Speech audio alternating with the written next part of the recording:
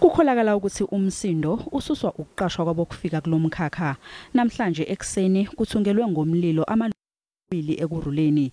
Kwezinye izifundazwe okubalwa kuzo eGauteng kubonakale kuba nezigameko zodlame olubhekiswe emalolini anga-30 ngesonto eledlule. Umthetho uthi umsebenzi ongekho skasi umsebenzi ofanele kusetshenzwe abantu base South Africa.